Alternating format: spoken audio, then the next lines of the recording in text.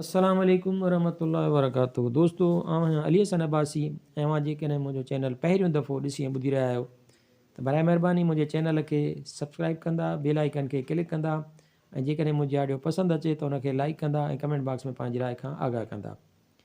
किताब जो नालो आहे हिकिड़ी मिलंदी आहे ज़िंदगी, जियापे जे जाखोड़ में सुंदरता जूं 51 कहाणियूं। सिंधीकार महमूद मुग़ल, छपाईंदड़ अमरता पब्लिकेशन हैदराबाद सिंध, फरवरी 2021। कहाणी आहे तव्हां मूं लाइ छा आहियो, वॾो फ़र्क़ु आणे थो।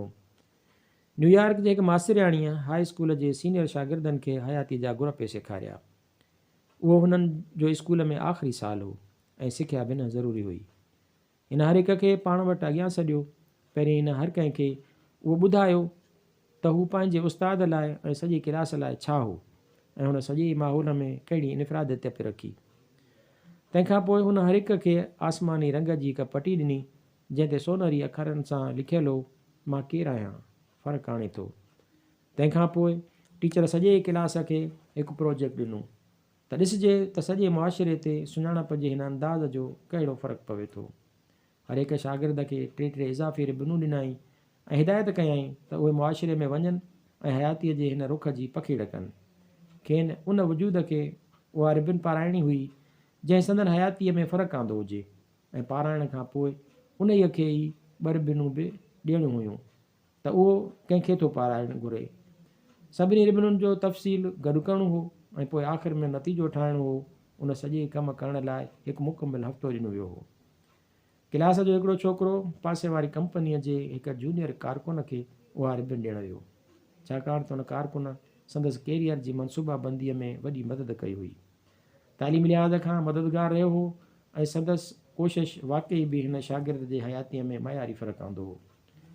छोकिरे वर्कर जी शर्ट ते आसमानी रिबन लॻाई ऐं पोइ ॿ ॿियूं रिबनूं ॾींदे चयाईं, असीं ममता जे हवाले सां हीउ प्रोजेक्ट करे रहिया आहियूं।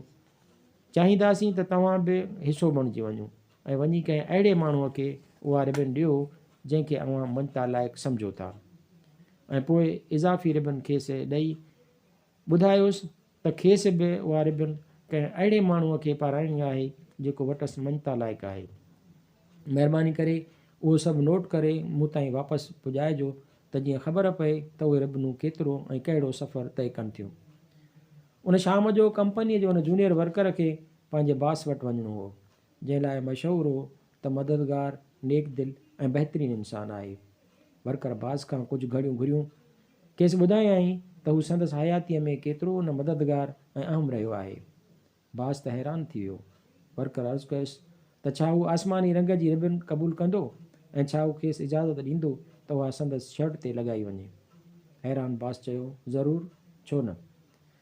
वर्कर रिबन साहब जे सीने जे खाॿे पासे शर्ट ते लॻाई, बिल्कुलु संदसि दिलि जे मथां, ऐं खेसि आख़िरी आसमानी रिबन ॾींदे चयाईं, सर, छा तव्हां मूं ते महिरबानी कंदव ऐं हीअ रिबन क़बूलु करे कंहिं अहिड़े माण्हूअ जी शर्ट ते लॻाईंदव जेको अव्हां वटि उन एज़ाज़ जे लाइक़ु आहे।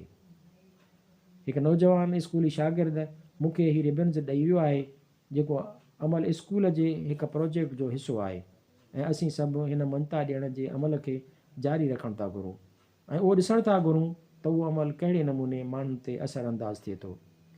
उन राति कंपनीअ जो उहो साहबु घर मोटियो त पंहिंजे 14 सालनि जे ॼमार वारे पुट खे विहारे चयाईं, अॼु मूंसां हिकु हैरतनाक अमल थियो आहे। मां पंहिंजे ऑफिस में वेठो हुउसि ऐं मुंहिंजो हिकु जूनियर मातिहत मीटिंग लाइ आयो। ॿुधायई त हू सदाईं मुंहिंजी साराह कंदो आहे, मूंखे मञींदो आहे ऐं हिकु ज़बरदस्त माण्हूअ जी हैसियत सां मञींदे हिन मूंखे हीअ आसमानी रिबन ॾिनी। थोरो सोच त हू मूंखे ज़बरदस्त ऐं ज़हीन ऐं अलाए छा छा पियो सॾे। तंहिंखां पोइ उहा रिबन मुंहिंजे शर्ट ते लॻायई जंहिं ते लिखियलु आहे, मां केरु आहियां, फ़र्क़ु आणे थो। दिलि जे बिल्कुलु मथां लॻाए हिन मूंखे हिकु इज़ाफ़ी रिबन ॾिनी त मां उहो ॻोल्हे ॻोल्हे कंहिं अहिड़े माण्हूअ खे ममता तौरु ॾियां जेको मूं लाइ बेहदि अहम आहे। मां जीअं गाॾी हलाईंदो घर पे आयुसि त मूं सोचणु शुरू कयो त आसमानी रिबन जो उहो एज़ाज़ मूंखे कंहिंखे ॾियणु घुरिजे, ऐं हिकदमि मूंखे तुंहिंजो ख़्यालु अची वियो। मां तोखे उहो एज़ाज़ ॾियणु थो घुरां। मुंहिंजो कमु ॾाढी मसरूफ़ियत वारो आहे ऐं जॾहिं मां थकिजी टुटिजी घर अचां थो त तोखे बिल्कुलु बि ध्यानु नथो ॾियां। कॾहिं कॾहिं तुंहिंजे स्कूल जे सुठनि ग्रेडनि न अचण ते या तुंहिंजे कमरे जी बेतरतीबीअ ते मां तोखे दड़का बि ॾींदो आहियां।